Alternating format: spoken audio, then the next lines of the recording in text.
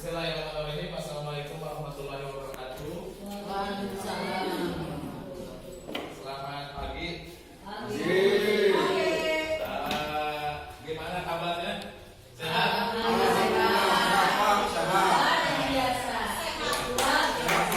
Baik.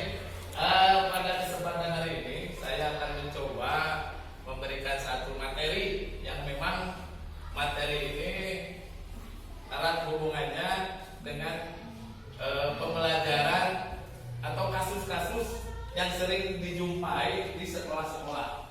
Jadi bukan kasus di kita saja. Ini hanya sebagai contoh bahwa di sekolah kita itu memang bukan di sekolah kita aja, di mana-mana memang terjadi kasus. Ya? Nah, bagaimana sih cara menyelesaikan kasus tersebut? Nah, paling yang pertama ini ada salam dan bahagia. Ya, kalau di grup penggerak itu ciri khasnya salam dan bahagia. Ya, jadi kudu bahagia gitu. Mau tidak mau dipaksa bahagia. Nah, begitulah. Nah, walaupun cuma kita baik. Nah, ini saya CGP Angkatan 6 Kabupaten Subang. Selanjutnya ini terkait aksi nyata untuk modul 1.4 tentang budaya positif. Ya, budaya positif. Budaya positif itu seperti apa ya? Nanti kita jelaskan. Baik, tanggal ini lewat saja ya. Nah, ini budaya positif. Budaya positif banyak sebetulnya. Jadi yang namanya budaya positif itu banyak materi yang memang dipelajari. Tapi hari ini saya akan memberikan satu materi yang terjadi kasus di mana-mana seperti itu. Artinya bukan di sekolah kita saja. Satu, yang agendanya. Yang pertama pembukaan sudah dari dibuka. Kemudian yang kedua capaian umum, capaian khusus, pemahaman inti, eksplorasi konsep, dan refleksi. Nah, capaian umumnya. Nah, sebelum ke capaian umum, mari kita buka dulu acara ini dengan membacakan surat Al-Fatihah bersama-sama. Berdoa dimulai.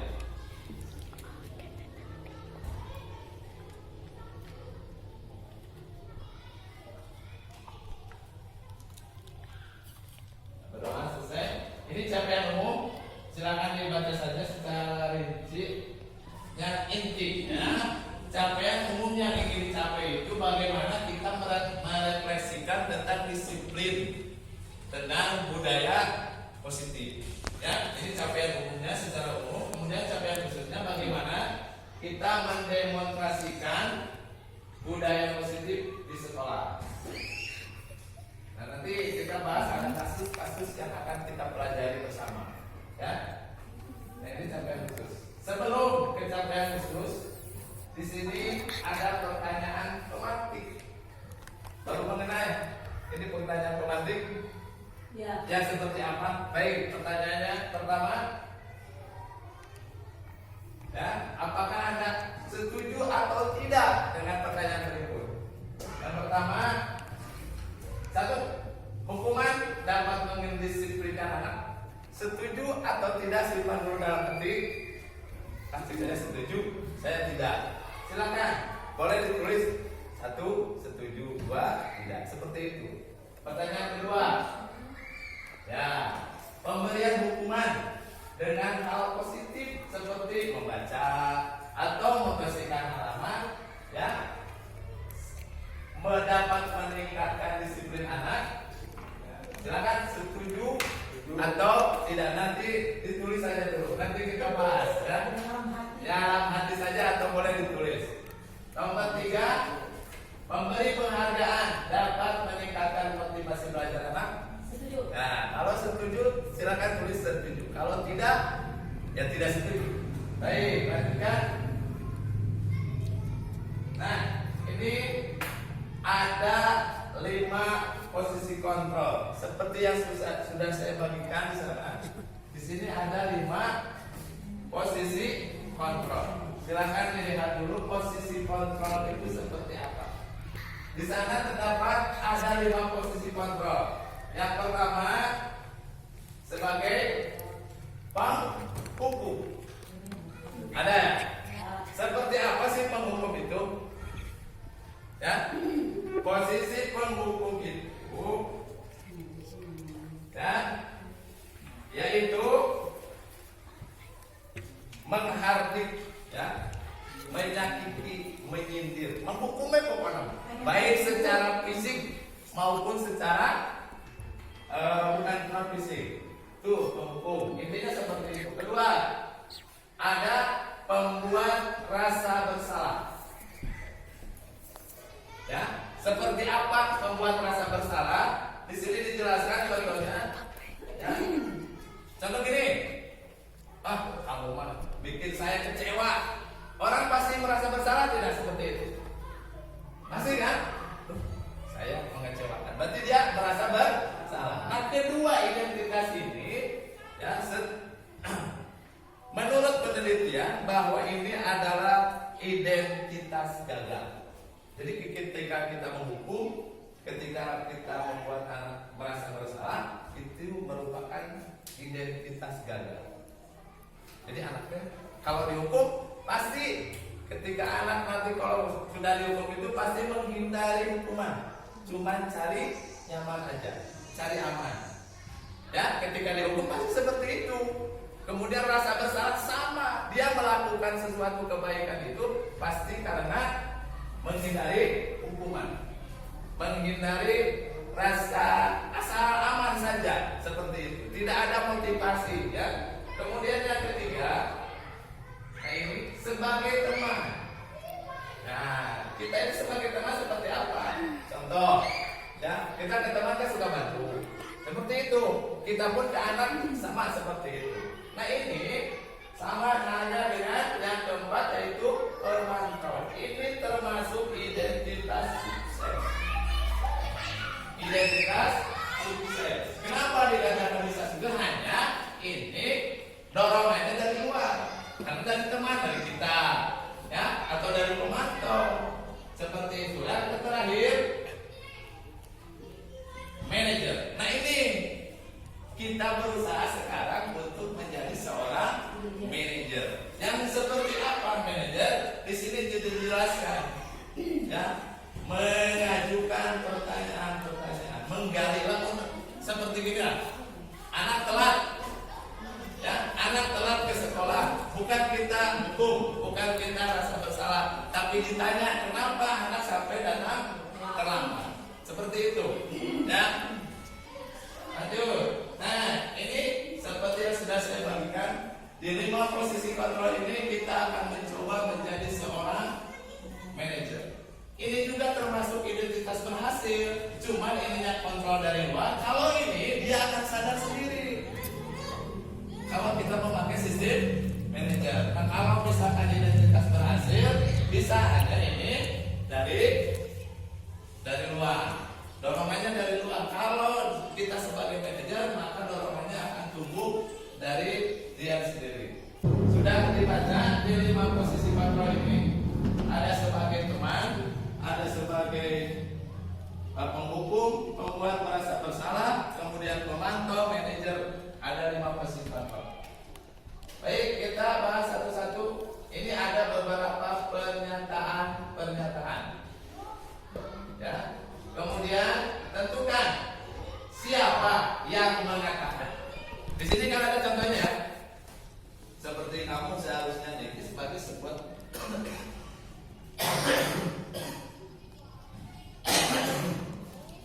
Nah, pernyataan-pernyataan contohnya sudah ada di 5 posisi kontrol ini. Kita bahas satu-satu. Pertama, menurut Bapak dan Ibu. Nah, ketika kita menyatakan saya kecewa sekali dengan kamu, siapa beliau? Posisi kontrol yang mana yang disebut? Coba. Siapa? Membuat orang merasa bersalah. Pak Dede mengatakan membuat orang merasa bersalah. Ada yang lain?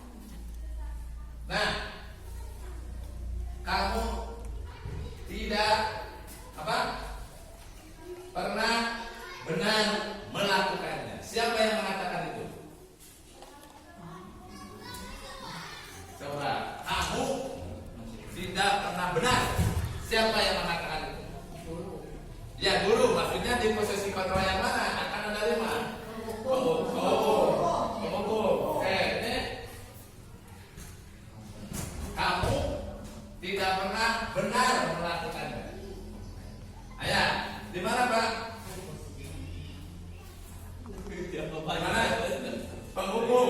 Sama. Sama. Ya, menghukum. Baik, jawabannya benar.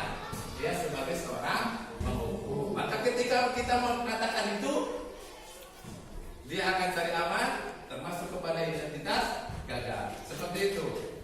Lanjut, pernyataan ketiga. Ayolah, lakukan demi ibu atau bapak. Siapa dia? Teman.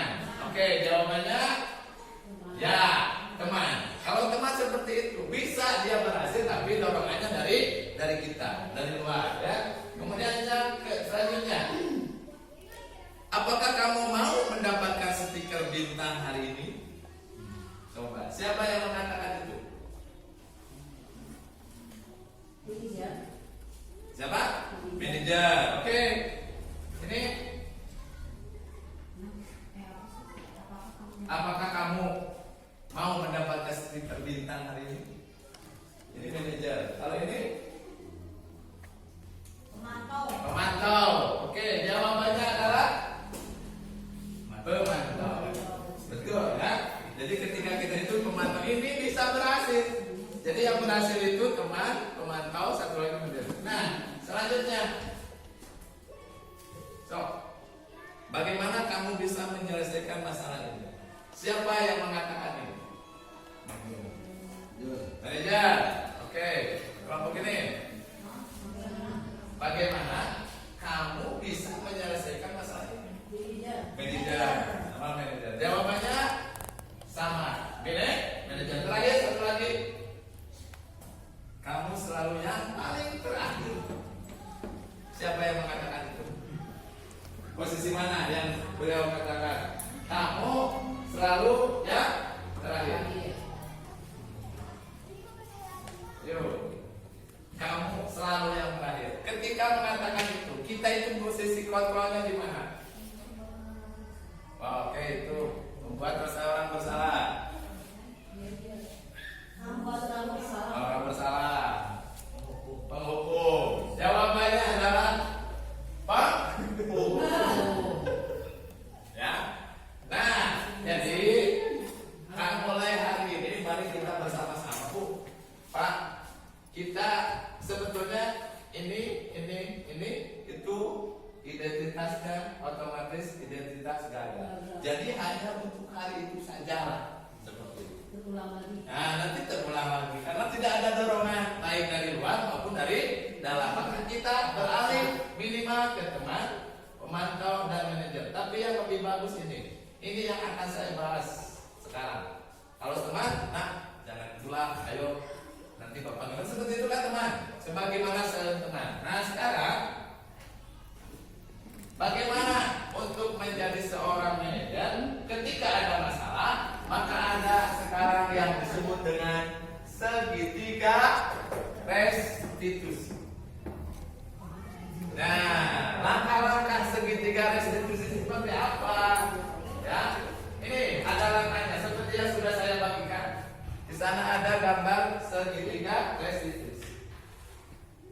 Nah, bagaimana sih cara menyelesaikan masalah ketika ada masalah seperti tadi? Anak telat, ada yang berantem, ada yang bolos, ada yang tidak mau mengerjakan tugas. Nah, ini penyelesaiannya di segitiga restitusi. Ya, ada langkah-langkahnya dibagi tiga seperti ini. Ada validasi, ada menanyakan, dan menstabilkan. Saya pernah mencoba seperti itu untuk sekarang itu. Ya, seperti itu. Kalau dulu ya, betul, ya. Tidak dipungkiri, hukum datang, tidak pakai seragam, berdiri tengah lapangan. Seperti itu ya, sama. Kalau sekarang enggak, bukan seperti itu dipanggil penawan pakai tidak pakai seragam, ditanya kenapa dan sebagainya. Nah, ini segitiga restitusi. Contohnya, saya akan ada sebuah video menarik. Ini bukan contoh kasus, sebentar. Saya akan ke video dulu. Kemungkinan video ini tidak terlalu kecil.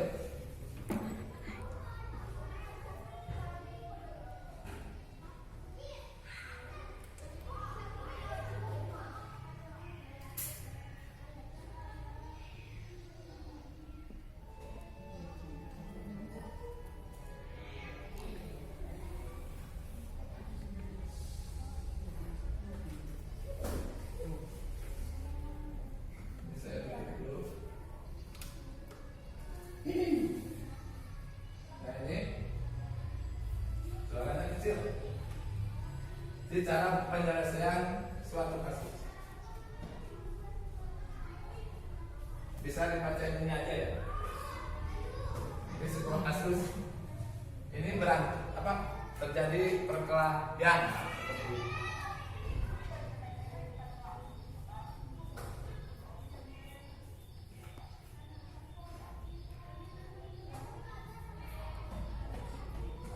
Nah, ini pada saat sedang menstabilkan identitas. Ya, identitas kita itu seperti harga diri identitas ya. Kita hak loh. Ketika orang merendahkan, kita punya hak untuk membela identitas kita. Ya. Kemudian sebetulnya langkah-langkah ini tidak dari mana saja dulu silakan. Yang penting ada 3 langkah ini. Ya, misalkan mau menstabilkan dulu, mau menanyakan keyakinan dulu, seperti itu. Ini hanya seperti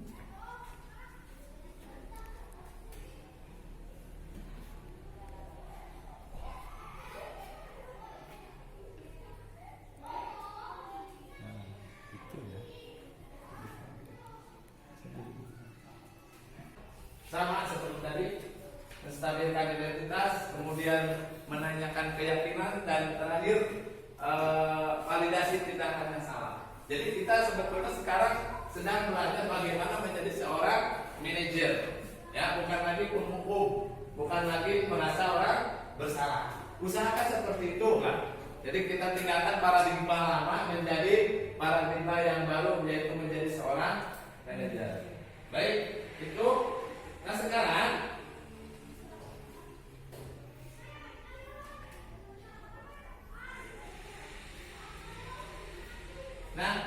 di sana kita akan mencoba ada sebuah contoh kasus.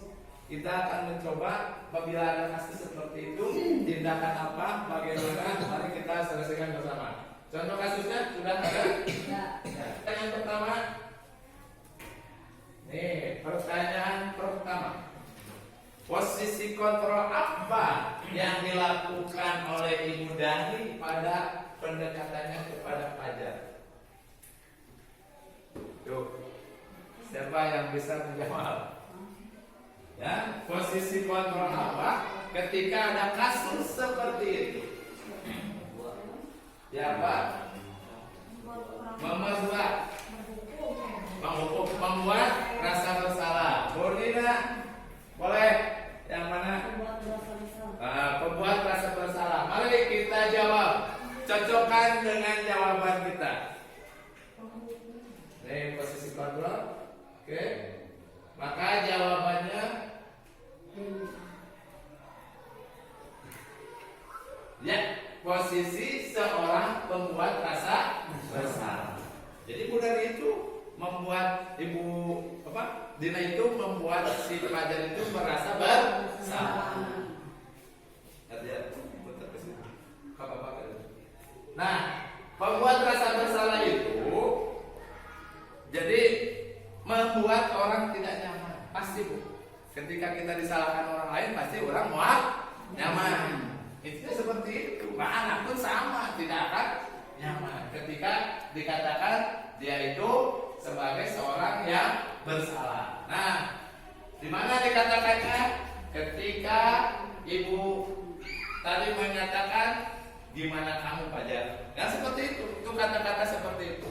Ya. Nah, kemudian pertanyaan kedua. Ini, bila mana Ibu Dani mengambil posisi pemantau, apa yang akan dilakukan atau dikatakan olehnya? Ketika Bu Dani bukan seorang merasa bersalah, tapi seorang pemantau, apa yang akan dikatakan? Ketika dia menjadi seorang pemantau.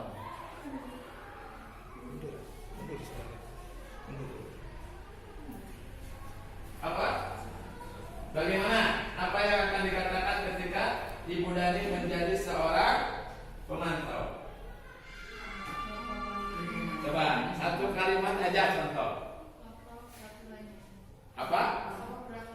Apa peraturannya? Baik, ketika Fajar malas lupa seperti itu. Apa yang akan dikatakan seorang pemantau? Yuk. Menyesuaikan. Itu hanya contoh ya. Itu hanya contoh.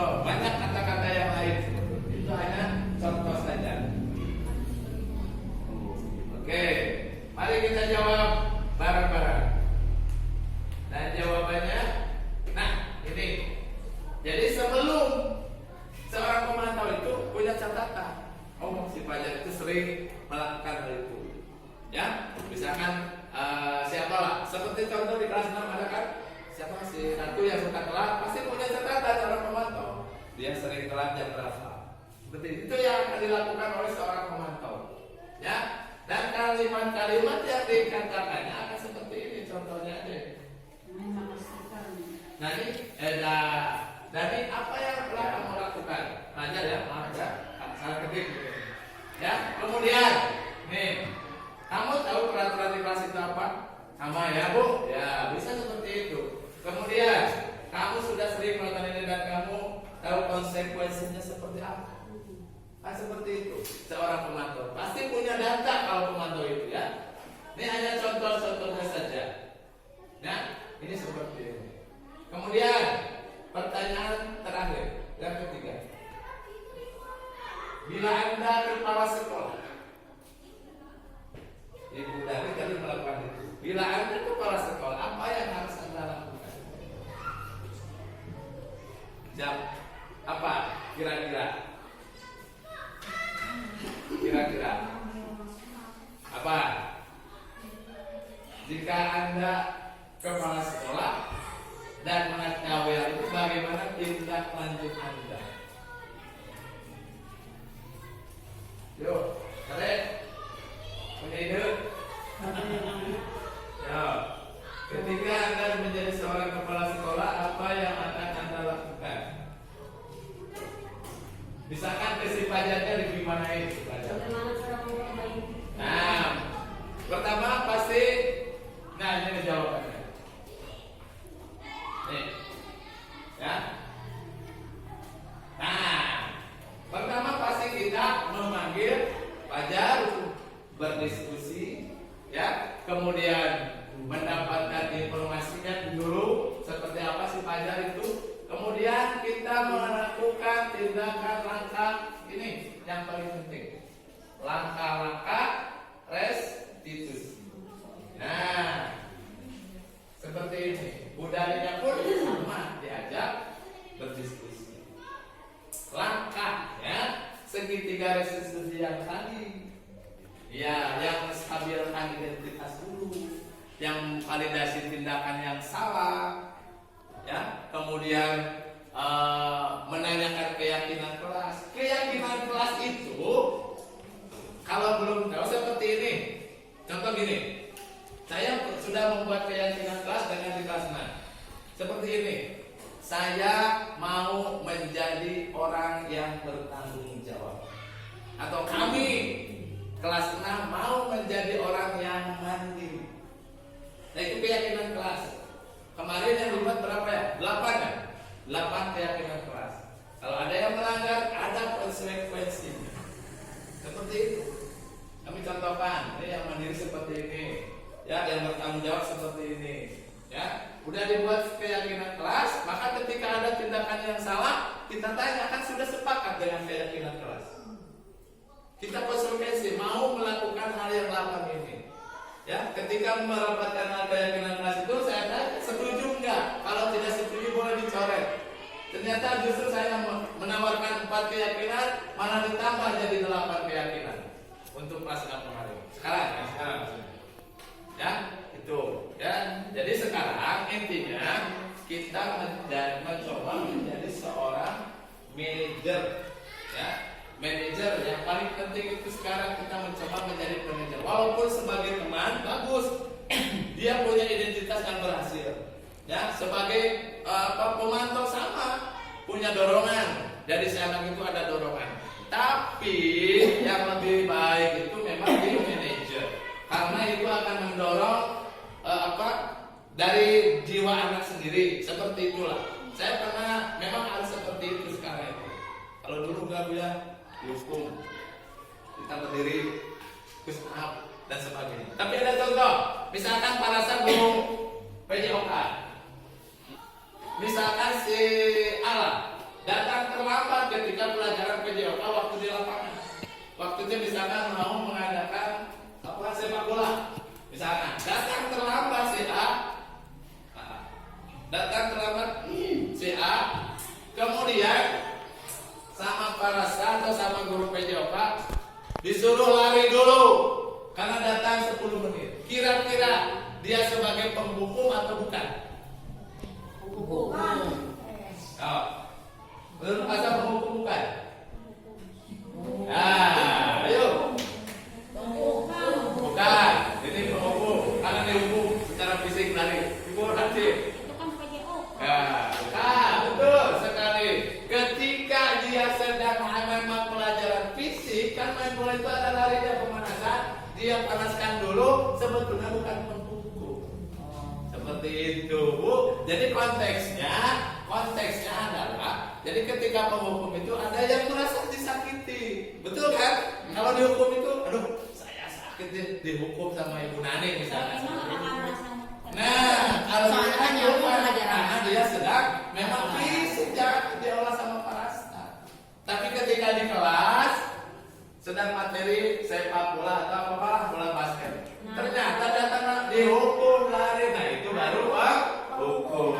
Seperti itu. Jadi menghukum itu ada yang merasa disakiti, kemudian bersalah. Memang dia pasti merasa bersalah, akhirnya dia nanti cari aman saja, tidak ada dorongan untuk berubah. Nah itu yang kita dua aja dulu kita coba tinggalkan sebagai penghukum dan merasa bersalah. Ketika ada salah kita ada ngobrol dulu lah. Kenapa bisa seperti itu? Apa yang harus dilakukan? Makanya saya membuat dulu keyakinan kelas. Di kelas ini anak itu saya tawarkan 4 dulu kemarin, 4 keyakinan kelas. Ternyata setelah itu kalau tidak setuju silahkan dicoret, kata saya gitu. Ternyata anak justru nambah jadi 8. Anak ditambah jadi ketika ada yang berangkat, ingat nggak kesepakatan kelas kita kan mau mandiri. Kenapa kamu masih nyontek? Kan seperti itu ya. Kalau mandiri itu tugas sendiri, kalau tugasnya individu, kalau kelompok ya beda lagi. Mungkin itu saja Bu ya. Terima kasih. Ini hanya sekilas saja penjelasan. Nanti kita ada satu lagi, saya punya keinginan. Banyak Bu program yang belum terrealisasi karena memang kesibukan dan lain sebagainya lah. Termasuk saya mau komunikasi dengan asli Papua sampai saat ini masih mati. Nah tapi mudah-mudahan nanti kita bisa melaksanakan itu. Terima kasih. Mudah-mudahan ada manfaatnya walaupun hanya sedikit ya. Terima kasih atas waktunya. Bila itu Assalamualaikum warahmatullahi wabarakatuh.